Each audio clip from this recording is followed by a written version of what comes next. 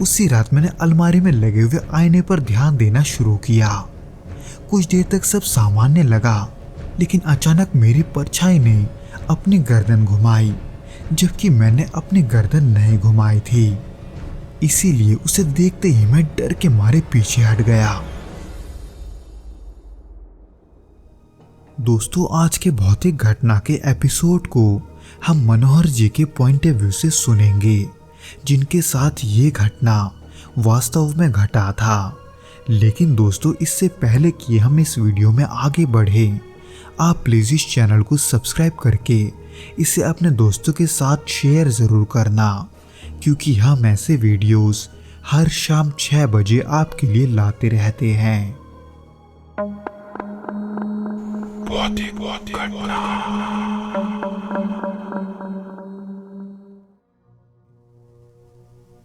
ये घटना 2016 की है और ये घटना मेरे जीवन की सबसे डरावनी यादों में से एक है।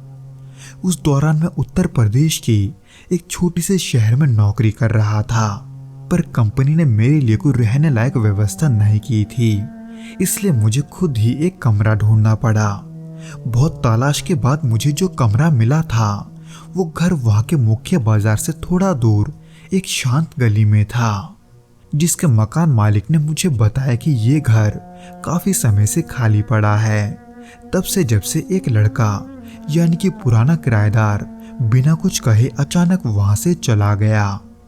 हालांकि मुझे ये सुनकर थोड़ा अजीब तो लगा था, लेकिन किराया सस्ता और घर दिखने में ठीक ठाक होने के कारण मैंने उस बारे में ज्यादा नहीं सोचा। पर जब मैं पहली बार उस घर के अंदर गया तो वहां का माहौल मुझे कुछ भारी सा लगा। हालांकि घर साफ सुथरा था, लेकिन अंदर एक अजीब सी नमी और ठंडक महसूस हो रही थी। पर मैंने सोचा शायद ये मेरी कल्पना है, क्योंकि मैं पहली बार अकेले रहने जा रहा था और इसी वजह से उस घर में पहले से जो सामान रखा हुआ था मैंने उन्हें नहीं फेंका, ये सोचकर कि ऐसा करने से थोड़ा खर्चा बच जाएगा। पर मैं गलत था। उस घर के अंदर का सामान बहुत ही बुरे तरीके से रखा हुआ था। अलमारियों में पुराने कपड़े, किताबें और कुछ छोटे मोटे नोट्स रखे हुए थे। उनमें से कुछ किताबों पर धूल की मोटी परत थी और कुछ के पन्ने आधे खोले हुए थे, जैसे किसी ने उन्हें बीच में ही छोड़ दिया हो। और उसके ठीक पास एक कोने में एक टूटा हुआ फोटो का फ्रेम पड़ा था, जिसमें किसी महिला की धुंधली सी तस्वीर थी। उन सब चीजों को देखकर मैंने सोचा कि शायद ये सब पिछले किराएदार का सामान होगा जो वो जल्दबाजी में छोड़ गया है। जब मैंने उस घर की सफाई शुरू की, तब उन अलमारियों को खाली करते हुए मेरी नजर एक छोटी सी नोट पर पड़ी। उस पर लिखा था, आईने पर भरोसा मत करना। ये पढ़कर मुझे थोड़ा अजीब जरूर लगा, पर तब इसका कोई मतलब नहीं बन रहा था, इसलिए मैंने इसे किसी का मजाक समझा। पर रात होते होते मुझे घर में एक अजीब सी बेचैनी होने लगी।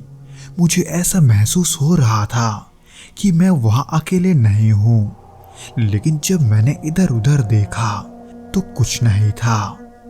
तीसरे दिन मैंने बाकी बचे पुराने सामान को बाहर निकाला, पर उस दौरान भी मुझे अलमारी के कोने में एक और नोट मिला, जिस पर लिखा था, खिड़की कभी खुला मत छोड़ना। पर ऐसा क्यों लिखा था इसका मुझे अंदाजा नहीं था। हालांकि मैंने इसके बारे में मकान मालिक से जानने की कोशिश की, लेकिन उन्होंने कहा कि उन्हें इसके बारे में कुछ नहीं पता।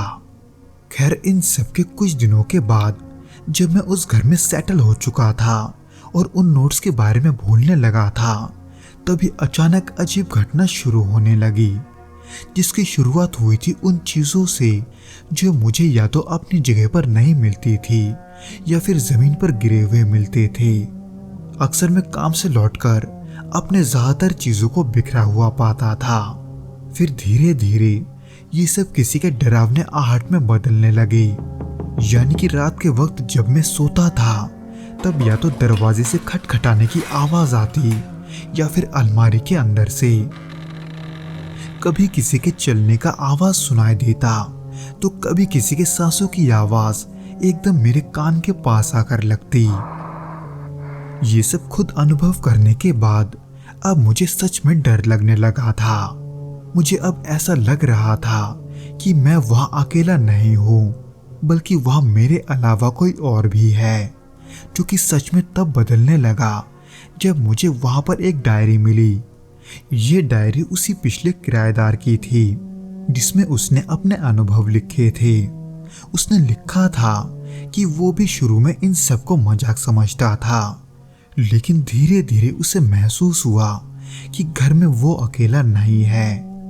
उसने लिखा था कि अलमारी में लगे हुए आईने में उसे अपनी ही परछाई कुछ अजीब लगने लगी थी। कभी कभी उसे ऐसा लगता था जैसे उसी की परछाई उसकी हरकतों से अलग चल रही हो। ऐसे ही कई सारे अजीब चीजों के अलावा उस डायरी के आखिरी पन्ने पर सिर्फ इतना लिखा था, ये जगह छोड़ दो इससे पहले कि देर हो जाए। उसे पढ़कर अब मेरी हालत खराब होने लगी थी। मुझे लगने लगा था कि मैं भी उसी स्थिति में पहुंच रहा हूं।